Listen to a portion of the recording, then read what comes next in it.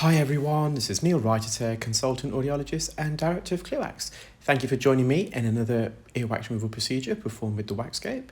And here we have a patient who attended with bilateral fully occluding earwax. This is their left ear, this is the worst ear out of the two. And you can see they've got quite a few hairs protruding from the posterior lateral canal wall. So I'm just using our medium-sized specular here, which is a 4.25mm internal diameter. So we have a smaller one, which is a 3.5mm specular, and then we've got two larger ones, a 5mm and a 5.75mm. When you've got loads of hairs like this, it mats against the wax, and it's just a bit more difficult to remove because these hairs are connected to the canal wall, but they're also embedded within the wax, so it's a case of teasing this away. I think I'm going to just put a bit of medical grade olive oil spray in the ear. The reason why we use medical grade olive oil and not home olive oil for use for cooking is that medical grade olive oil has a higher concentration of an antioxidant called polyphenols, and therefore it has a greater shelf life, less impurities, bacteria. They are also medical grade olive oil is cold pressed, so there's no heat involved. When you introduce heat in the refinement process, you can take away some of these important antioxidants. So, and what the olive oil does, it just helps to soften the wax plug. It also helps to bind it together, and it helps to lubricate the inside of the suction tube. It also provides some lubrication against the canal wall as we're extracting this wax plug. So it's going to break away into several pieces. You can see it just blocked the suction tube. Now, whenever the suction tube gets blocked, it's important to come out the ear, or if you're laterally located near the ear, that's also fine. That's because if that suction tube suddenly unblocks, if that blockage inside clears itself, it makes a sudden shooting sound, and it can be quite noisy, so obviously you don't want that in the ear. The patient's ear is fully blocked at the moment, so probably not going to cause them much of an issue, but if they had less wax in the ear, it can be problematic. So I've just adjusted the focus. We are now beyond the second bend. You can just see the second bend to the left, about 8 o'clock. You can see some flesh there, that's the second bend. And I'm just dragging this down off the front part of the ear canal. It's quite a bendy ear, so as I'm extracting this wax plug, I'm also navigating the bends. So to navigate the bend, we're going to have to go from right to left. And because it is a bit soft, it's just, if this is a bit firmer, it'll probably come out in a big chunk. So I've just adjusted the focus a little bit more, so I'm going to go a bit deeper, trying to get a different suction grip. But I can just feel the resistance there. So I think in a moment, I'm going to use the correct. So there's just an opening at the top. There we are. So I'm going quite deep actually with that. But again, if this is a bit firmer, it probably would have come out in one piece, but it's just dissected it into a smaller piece. So with these hairs, it's more so with the endoscope, because with the endoscope, you will position the endoscope, so the iClearScope, the other device that I use and upload videos with regularly. It can sometimes get smeared by the hairs. It can sometimes affect the visualization as well, but you can normally manage that. But one of the things I'm going to start doing now, and I have done so in a few cases, is start to trim these hairs. Now, I was looking at all the guidelines, and as long as we're using rounded nosed, blunt ended scissors meant for ear hairs, and we disinfect it, it's not a problem. So I'm going to see how that fares, particularly with the endoscope. So again, it's lodged. Now when I break this plug away, there's going to be a bit left on the eardrum. So this is still attached medially, so it's just separating. So I'm just giving it a little wriggle. I'm kind of rocking it. When I'm rocking it, you're breaking it free from the wax deeper in the ear.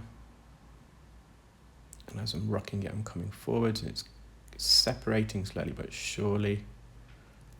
It just blocked the tube there, so I've just put a bit of oil just to help provide some more lubrication. So when using the WAXscope, you need to insert the instrument from the slit, and it may be visible on screen. There's a slit, there's an opening at the top of the speculum between, say, I would say 10 o'clock and 2 o'clock. Without that slit, it would mean you'd have to insert the instrument through the middle of the specula. And by doing that, what will happen is that you'll obscure the view because the camera lens is in the midline of the specula. So if you've got something running in front of the midline, then all you're going to see is the instrument's going to get distorted. It's going to obstruct the view. So the slit, it comes from a specula called a Tomarkin specula, and it's not often used. I think a lot of specialists I've spoken to are not aware of it, but it is used by ENT quite a lot, and it allows you access from a different angle of the instrument, which then provides a better view of whatever procedure you're doing in the ear. And when we did the training course, we just had to, that was the one thing that we just had to get DY, our specialist, to kind of just learn how to put it, because they're so used to putting it at a different angle. But once they got it, everyone really excelled in the training course, and we're getting some really good feedback, which is great. And we haven't released the next course date yet, purely because we just want to get some feedback. So this is that last piece of wax. This is actually on the eardrum. You can actually see the angle. It's got this oblique orientation where the posterior superior part of the wax plug is more lateral, so it's more facing the entrance, and the anterior inferior quadrant, so at the southwest region, is more medially located, and that's the same angle of the eardrum. The eardrum has that same angle. So the eardrum is not directly facing us, it is obliquely orientated. So just getting it in focus, there's a little hair strand there, but that's going to be fine. But you can see that definition, or the blood capillary supplying the handle of malleus. So just moving on to the right side. So the key differentiator of the WAXscope, the main USP really, is magnification. So when we speak to a lot of specialists who previously attended our endoscope course, they all say that with their current visualization technique, they really struggle with magnification, and that means it's sometimes very difficult to remove wax deep in the ear. It's also difficult sometimes to maneuver wax off the canal wall, because it's difficult to differentiate between the wax, so to decipher between the wax and what's the canal wall, especially if the wax is a similar colour to the ear canal. And this is where the WAXscope really, really helps, because it provides you that high magnification. It's like an ENT microscope in that respect. It really does give you high level magnification. So I've just put some medical grade olive oil. I'm just, again, separating this from the back part of the ear canal wall. It's lodged. All those hairs are gripping onto it. It doesn't want to let go. So just another update.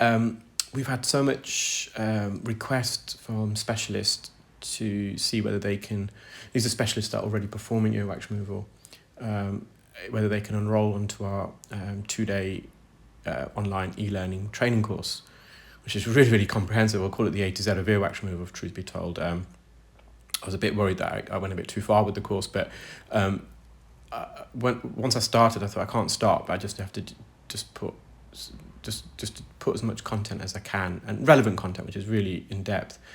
And I'm glad that I did, because even I'm referring back to it now. So if there's anything that I need to refresh my memory on, it's all there, it's documented. And so we've had some really good feedback from the specialists. They were quite, because a lot of the specialists have attended previous courses, you see, of earwax removal, and the theoretical and also the practical. It was just unique in terms of what they've experienced before, which is great to hear. So we're opening up that to specialists, and it can be specialists from around the world.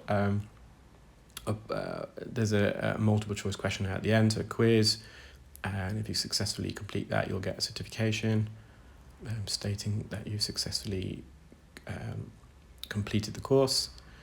And then if people want to later come on the practical training course, you don't have to pay that theoretical training fee again. That's subtracted from the practical course. So it could be something that specialists may want to just for now enroll into the theory training, and then at a later date attend the practical course, and that's not a problem. So the right side is a bit easier. Just going to visualize the eardrum there. So it's not as vascularis. You're going to see all the contents, both ears, on a tissue in a moment. There we are. You can just see how dark that wax is. So it means it's been there for a long, long time. I hope you enjoyed that video, and if you are interested in the WAXscope, please email info@clearwax.co.uk.